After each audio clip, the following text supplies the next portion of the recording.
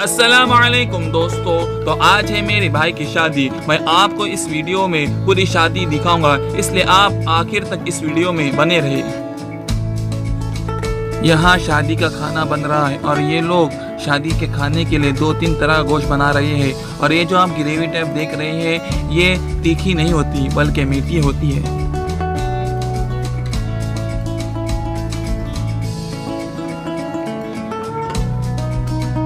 ये है दूल्हे मियाँ के वालिद साहब और मेरे मामू।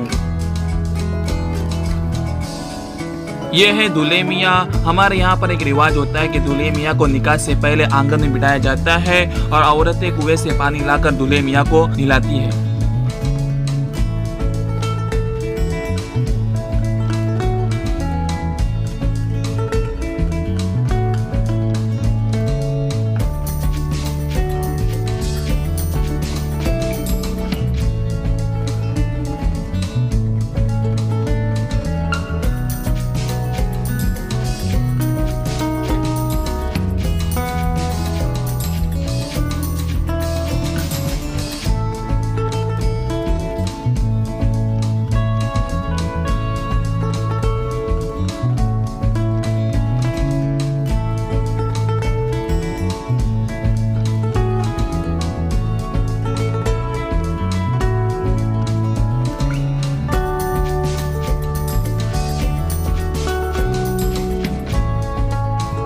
बाहर गए तो अल्हम्दुलिल्लाह।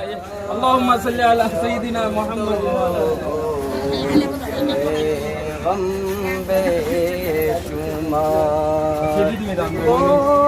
करम सरकार अब तो हो गए हम बेशुमार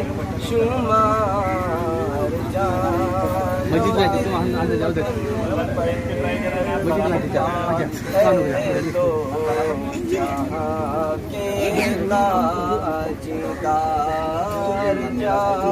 नो दिल तुम पर फिदा ए दो जहां के तानी वकार हो करम सरकार अब तो हो गए हम बे। दूल्हे मियाँ अभी जा रहे निकाह के लिए मस्जिद की तरफ।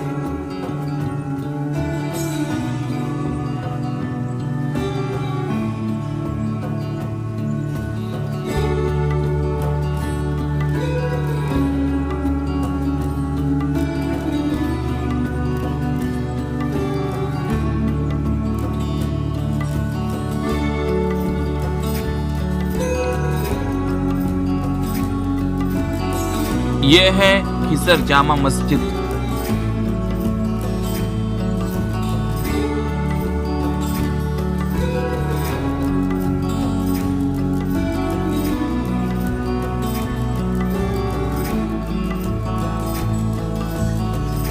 अऊज़ु बिल्लाहि मिनश शैतानिर रजीम।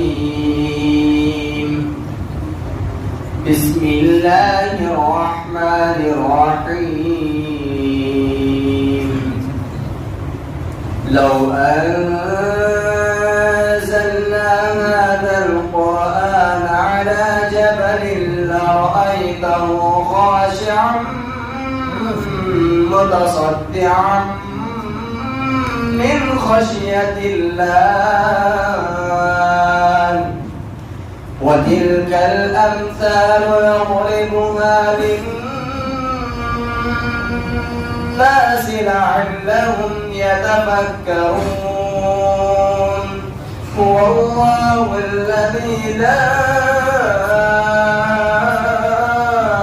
إله إلا هو عالم الغيب والشهادة هو الرحمن الرحيم. والله الذي لا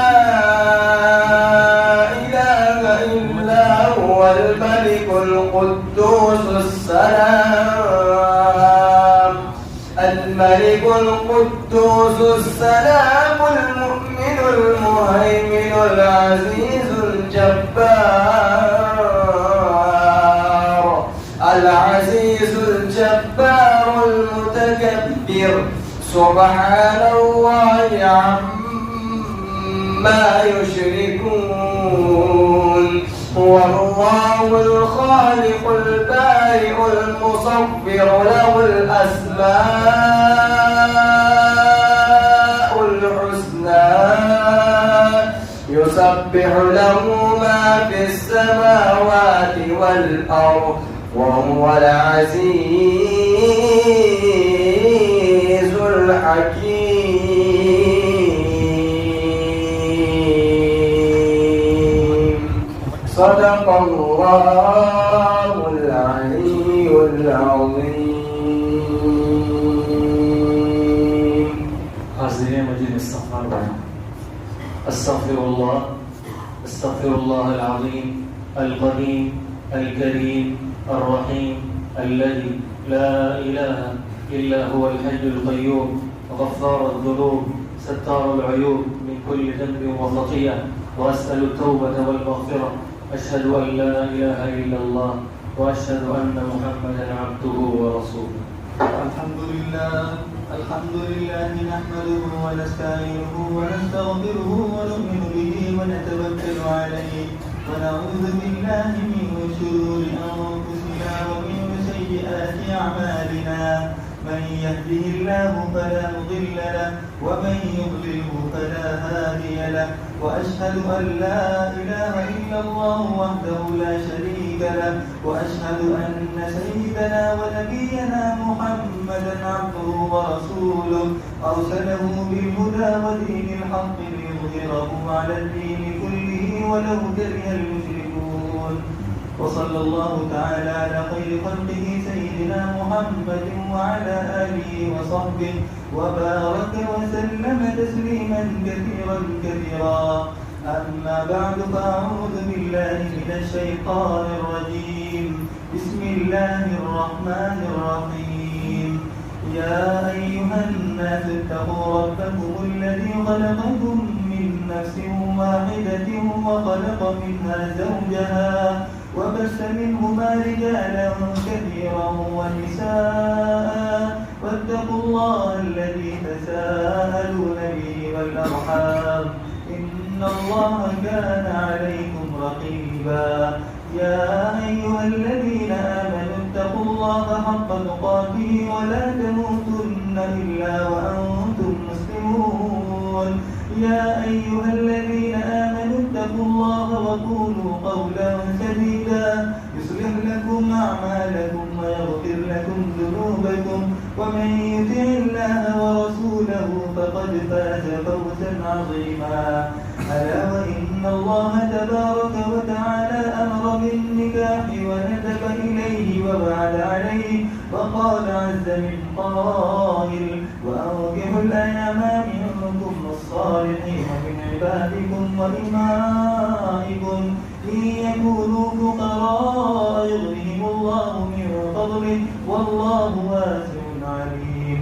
ونهى عن السفاه ووعد عليه فقال ولا تقربوا الزنا إنه كان فاحشة وساء سبيلا. وقال النبي صلى الله عليه وسلم النكاح من سنتي وقال فمن رغب عن سنتي فليس مني. وقال النبي صلى الله عليه وسلم تناكحوا وتناسلوا وتكثروا فإني أباهي بكم الأمم يوم القيامة حتى بالسقط. وقال النبي صلى الله عليه وسلم تزوجوا الودود الولود فإني مكافر بكم الأمم. وقال النبي صلى الله عليه وسلم يا معشر الشباب من استطاع منكم الباءة فليتزوج فإنه أغض للبصر وأحصن للفرج ومن لم يستطع فعليه بالصوم فإنه له وجاء. أقول قولي هذا وأستغفر الله لي ولكم ولسائر المسلمين من كل ذنب فاستغفروه إنه هو الغفور الرحيم.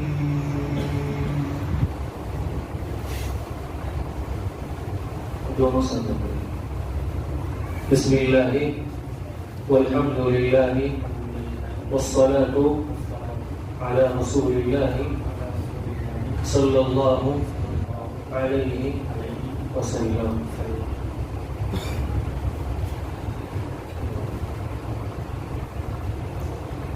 या शेख मोहसिन इब्न मूसा कागलका ज़व्वजतुका व अनकहतुका बिन्ती अल-मुसम्मान तमरीन बिविलायती अला मा अमर अल्लाहु बिही सुब्हानहु व तआला मिन इमसाकिन बिमारूफिन औ तस्रीहिन बिइहसान व बिलमहरि मज़कूरि व रज़ीतु बिहा व बिही व रज़ीतु बिहा व बिही क़बिलतु मिनकली निकाहहा व तज़वीजहा अला मा अमर अल्लाहु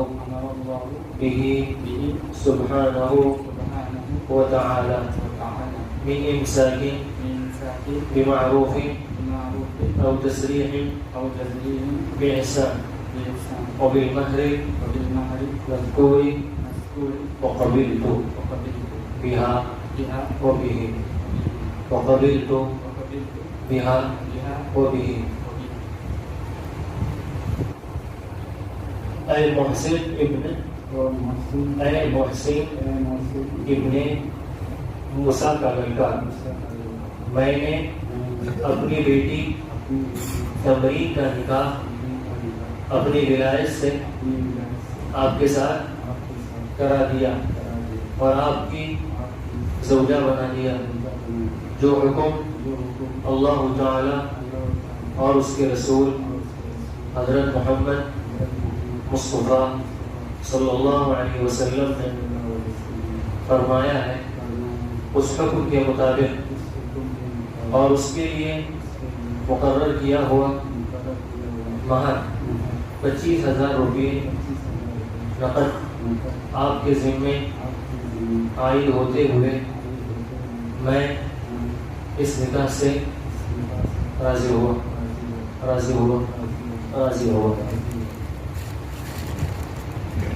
मैंने आपकी बेटी तमरीन के साथ आपकी विलायत में निकाह कर लिया और अपनी ज़ौजा बना लिया।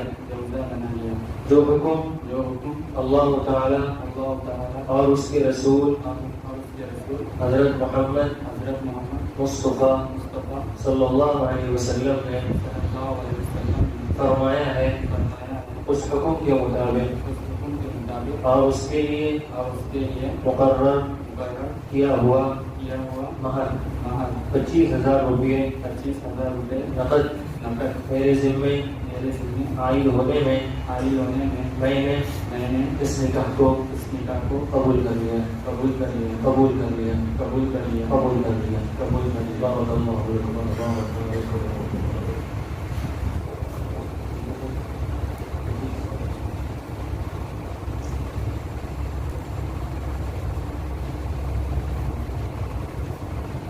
महर अदा किया मैंने।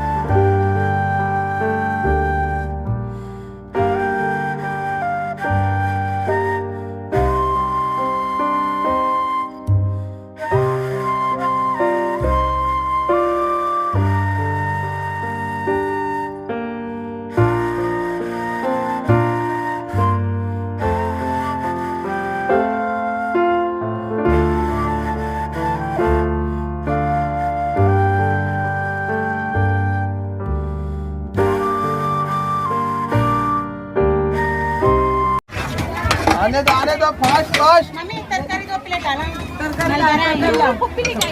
तरकारी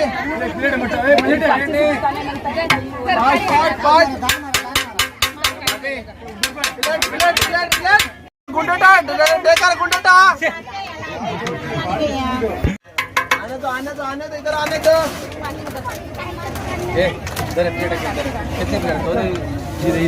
इधर आओ, इधर पिटा पिट हो गया बस साला। आने दो प्लेट चिकन फूल मिलेगा। येऊ द्या बोगडा येऊ द्या बोगडा येऊ द्या। धान मारू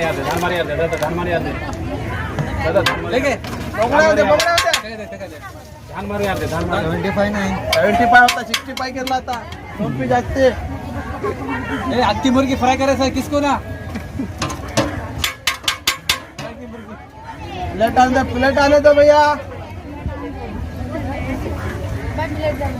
काय प्लेट आने प्लेट इसमें बैठ खाने का भी उसमें बैठे तो मेरा ड्रेस खराब हो गया।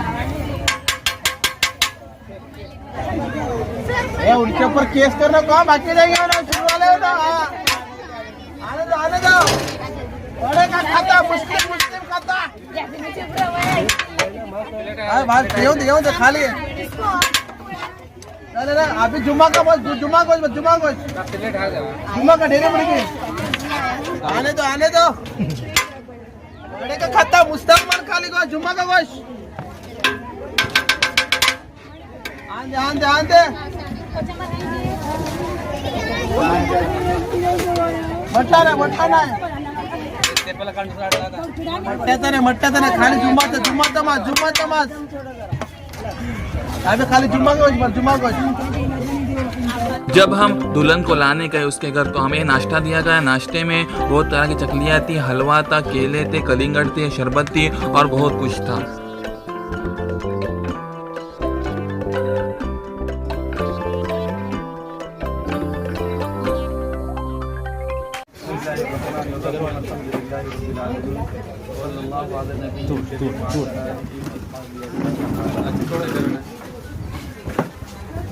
सबसे पहले हम आप दोनों की बैठने दो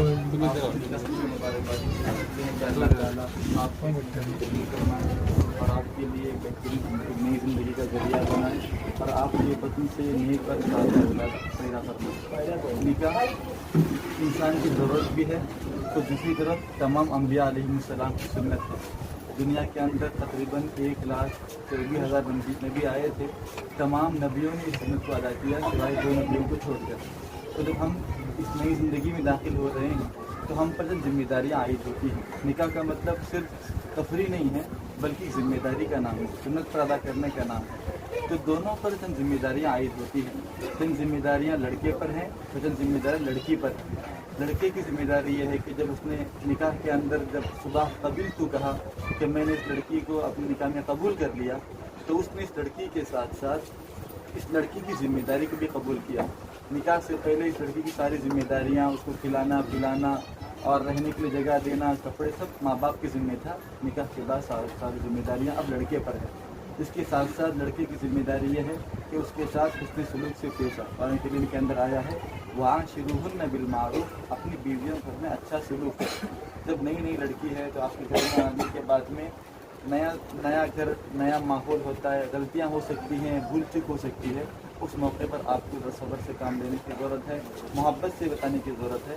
हम लोग कुरानी तालीमात पर अमल करते हुए मोहब्बत समझाएँ, गाली गलौज का मामला न हो, लड़ाई झगड़ा न हो, उसने सलूक के साथ। उसी के साथ साथ जिम्मेदारियाँ लड़की के ज़िम्मे ये है।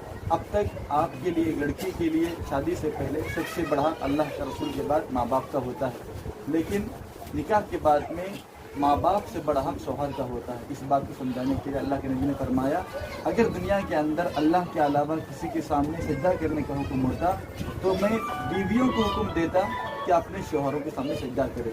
एक मिसाल है समझाने के लिए कि इतना बड़ा हक शौहरों का होता है। तो आज से सबसे बड़ा हक माँ बाप से बड़ा हक शौहर का होता है। उसकी हर जायज़ बात को माना जाए, शौहर जिस तरह रहना चाहता है, आपको रहना पसंद करता है, इस तरह रहने की कोशिश की जाए। जिन चीज़ों को शौहर नापसंद करता है उन चीज़ों से आपने रोका जाए, और जिन लोगों के घर में जाना या जिन लोगों का आपसे मिलना शौहर को पसंद नहीं है, उन चीज़ों से अपने आप को रोकने की कोशिश की जाए। इन तमाम चीज़ों का, बातों का ख्याल रखते ज़िंदगी गुजारेंगे तो ज़िंदगी में मज़ा आएगा, खुशियाँ होंगी, फरहतें होंगी, मसरतें होंगी और हंसी खुशी ज़िंदगी गुजर जाएगी। अगर दोनों भी अपने हुकूक को समझने की कोशिश करेंगे, ज़िंदगी आसान हो जाएगी। और इसके साथ साथ आखिरी बात यह है कि आपके घर वालों के अंदर भी लड़कियों की शादियाँ होती हैं, आप चाहते हैं कि वो अपने अपने ससुराल में खुशियों के साथ रहें, तो हमारे मोहल्ले वाले, हमारे घर वाले और हमारी जमात के लोग भी चाहते हैं कि हमारे मोहल्ले की बच्ची है, हमारे मदरसे की बच्ची है, आपके मोहल्ले में, आपके घर में रहकर खुशियों से रहें, मोहब्बत से रहें। तो आपसे ही उम्मीद करते हैं कि अल्लाह ताला से भी दुआ है कि अल्लाह ताला आपकी ज़िंदगी को हंसी खुशी गुजारने की तौफीक अता फरमाए और हमेशा आपका जुड़ा सलामत रखे और क़यामत तक आप लोग मोहब्बत से रहें और आपके पत्नी से नेक साल औलाद नसीब फरमाए। आमीन वाक़िअ दावाना।